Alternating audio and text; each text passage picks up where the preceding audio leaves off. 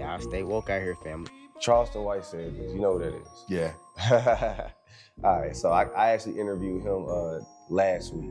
Okay. And he said something in a previous interview. He said, when we desegregated, we rushed to go eat spaghetti at their restaurants. We rushed to go everywhere where they were. They didn't rush to come and eat our stuff. They didn't rush to come buy our stuff.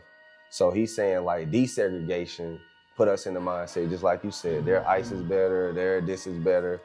Well, the mindset was there before the desegregation. The reason why segregation worked for Black America, the reason why you had a Black Wall Street in Tulsa, Charleston, Rosewood, Wilmington, Durham, and all these other places is because white people did not allow you access to their society.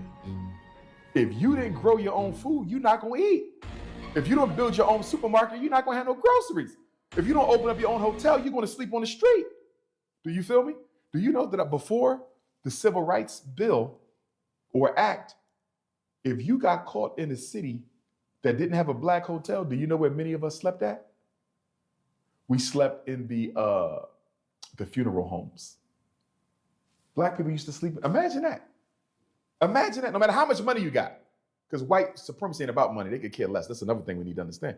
But you and your beautiful wife will be sleeping in a Black-owned funeral home next to dead bodies because no white person will let you there. Why am I bringing this up? The reason Black Wall Street worked is because white people denied us access. The minute they said you can come and be with your master, all the Black doctors start working at the Black hospitals and start working for the white ones. All the Black professors ran from the HBCU and ran to the PWI. All the Black lawyers closed up their firm and took a job with the white firms. We couldn't wait to get around white folks. Yes.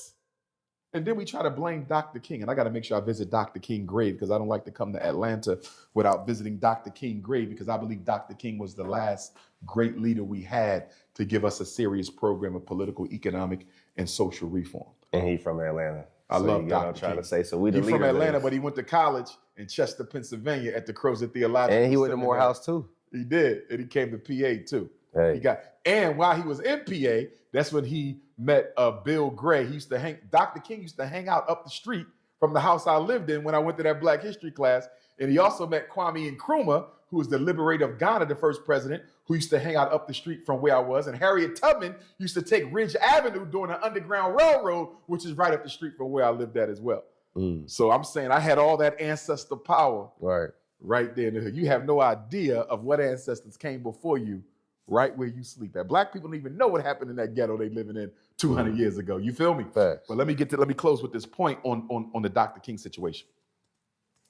Black people try to make Dr. King a scapegoat for why we don't have any systems and infrastructure and institutions because we don't want to admit we love white people and we think their ice is still colder.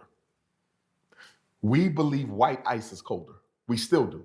Your generation does. My generation don't. I disagree. Let me explain why. I disagree. We're social. Y'all spend more money with white folks than we. Whoa. Time out. Let me explain. No. Let me explain why. You young, conspicuous consumers. Are you? I'm 90s. That's 2000 you talking about. I got you. So I'm that generation. Okay.